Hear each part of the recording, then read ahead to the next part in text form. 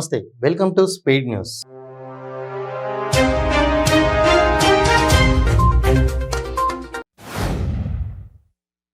తారక రత్నను పరామర్శించేందుకు జూనియర్ ఎన్టీఆర్ కళ్యాణ్ రామ్ ఆసుపత్రికి చేరుకున్నారు.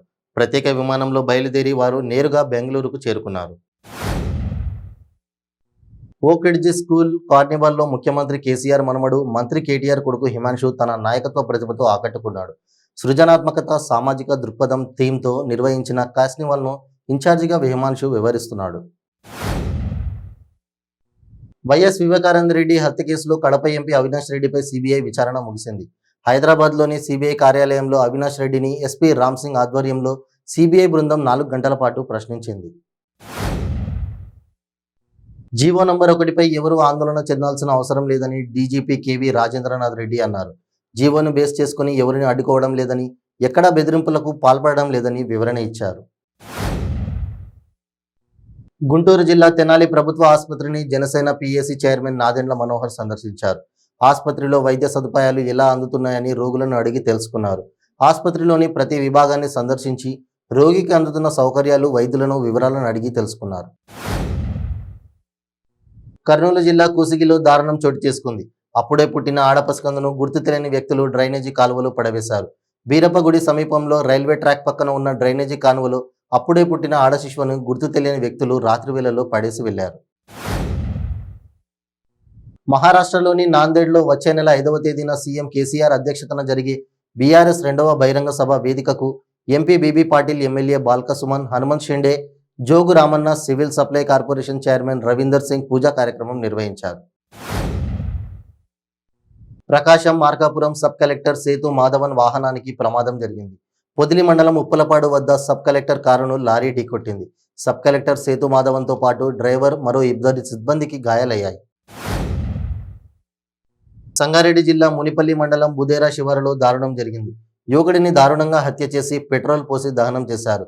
ఈ ఘటనా స్థలానికి చేరుకున్న పోలీసులు కేసు నమోదు చేసుకుని దర్యాప్తు చేపట్టారు.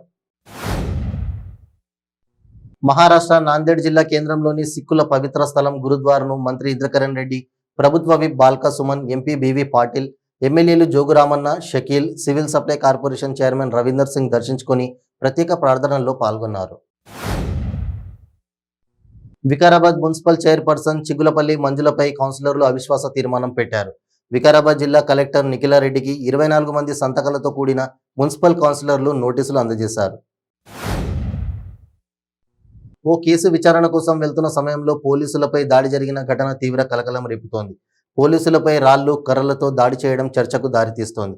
ఈ ఘటన యాదాద్రి జిల్లా బొమ్మల రామారంలో చోటు చేసుకుంది.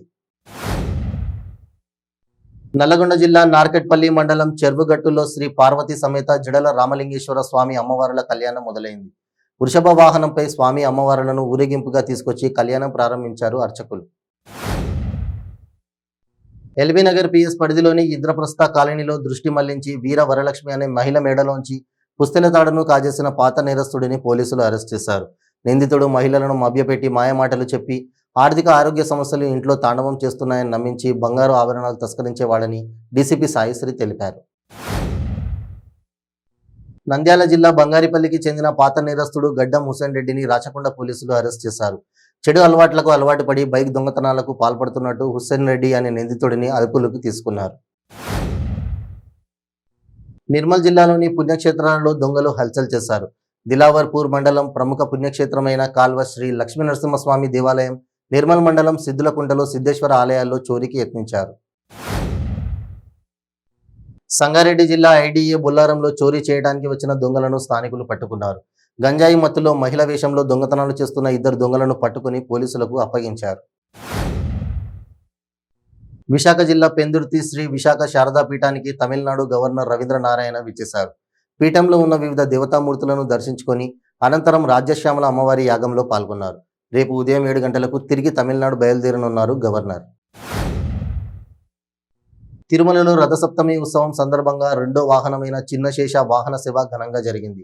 సూర్యప్రభ వాహనంపై శ్రీ సూర్యనారాయణమూర్తి కమనీయ రూపాన్ని తిలకించి పులకించిన భక్తులు అనంతరం స్వామివారి చిద్విలాసాన్ని చిన్నశేష వాహనంపై తిలకించి తరించారు. కృష్ణా జిల్లా మచిలీపట్నం స్థానిక రాజుపేటలో చోరీ కలకలం రేగింది. కుటుంబ సభ్యులతో 2 రోజుల క్రితం గృహప్రవేశానికి వెళ్ళగా ఎవరూ లేని సమయంలో దుండగులు చోరీకి పాల్పడ్డారు. ఇంటికి వచ్చేసరికి చోరీ జరిగినట్లు గుర్తించారు. ఇంట్లో 150 కాసుల బంగారం, లక్ష నగదు చోరీకి గురైనట్లు గుర్తించారు. విశాఖ ఉక్కు అమ్మకానికి నిరసనగా ర్యాలీ నిర్వహించారు. ఈ నెల 30న తృష్ణా గ్రౌండ్లో నిర్వహించనున్న భారీ బహిరంగ సభకు తరలి రావాలని కోరుతూ ఈ ర్యాలీ నిర్వహించారు. ఈ నెల 30వ తారీఖున నిర్వహించబోయే ఉక్కు ప్రజా గర్జనను విజయవంతం చేయాలని మంత్రి రాజశేఖర్ అన్నారు.